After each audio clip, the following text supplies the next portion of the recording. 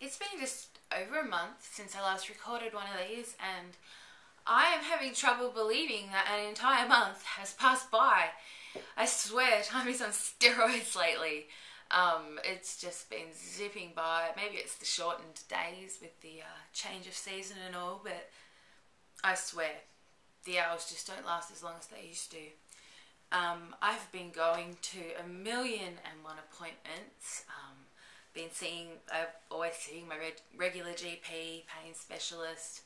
I have also been seeing my Feldenkrais practitioner once a week, my osteopath fortnightly, and just to spice things up a bit this month, I also decided to go to the dentist, and so that's required several dental visits as I had holes in my teeth, and they had to fill them up with stuff. So me and dentistry, we don't get along all that well because my jaw doesn't really like to, open and close. It's the only job it has, and it doesn't like to do it. Lazy freaking body part. But anyway, so yeah, I've thrown the dentist into the mix. I've also gone back to see the psychologist that helps me with nutritional supplements. So it's been a big month.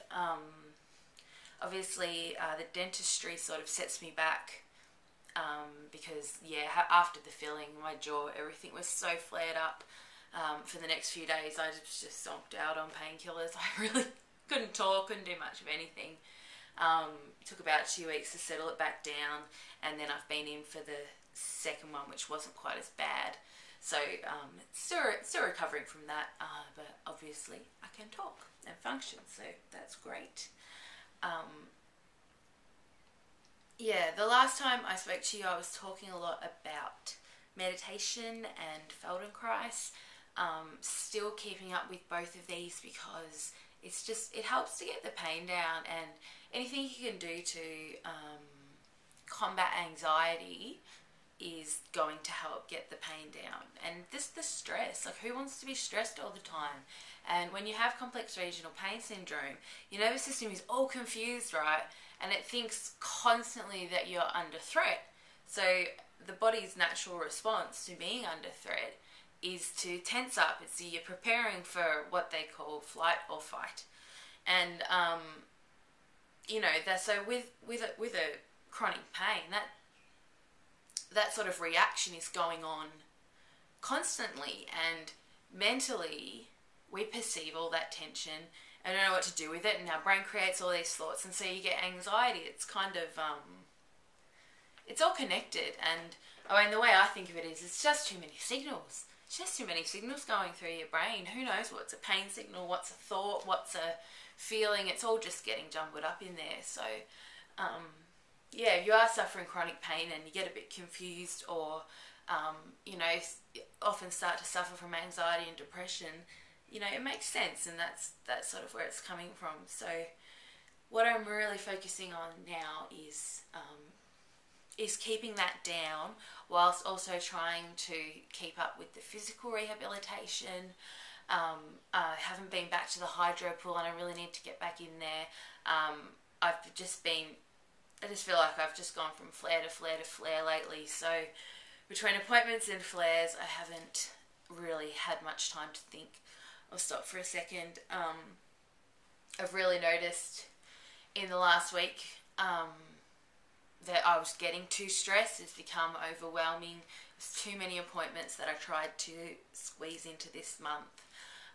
So I've learnt my lesson on that part, and I will not book quite so many doctors into the same week where I can avoid it in the future. But for now, most of them I need to go back to. So, woo!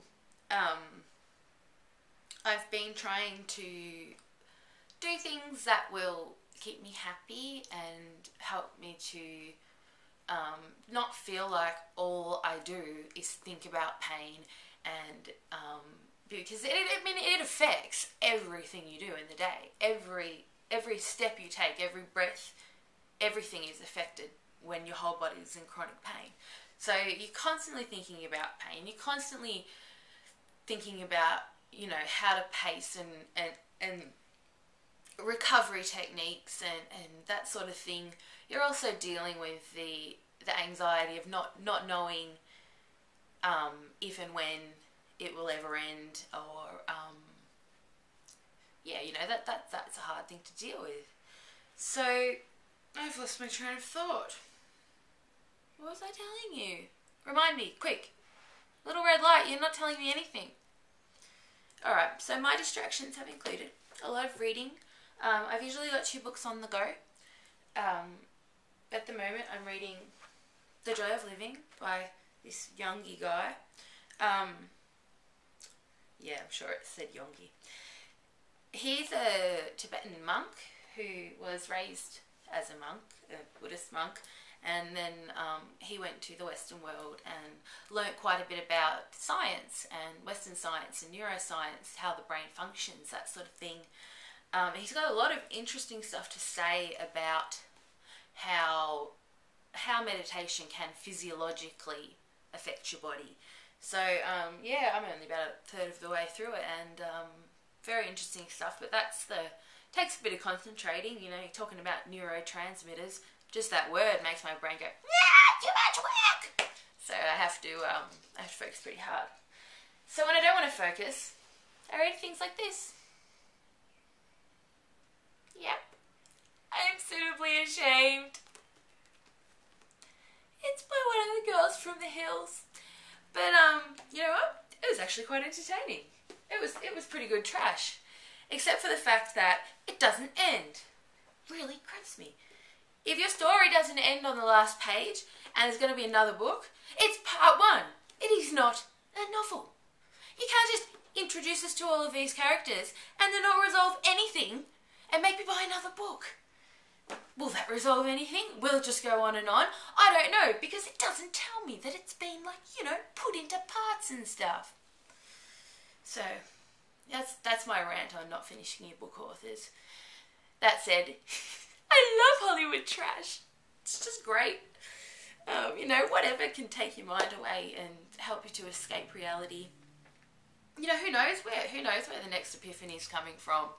It's not necessarily hiding in Shakespeare. It could be in your local New Weekly magazine. So if you keep your mind open, I think you can enjoy a lot of things that perhaps you didn't know you could. The other thing I've been doing is drawing. My sewing project went because the desk got moved and I couldn't move it back, and this room is a pigsty, and I'll be sore. So sewing project on hold. We're going back to drawing projects. I've been doing a new picture. That's it so far. I'll show it to you when it's finished and all. Unless I stuff it up, in that case. I'll probably show you anyway. Hopefully you're all doing well, and I'll speak to you soon. Bye!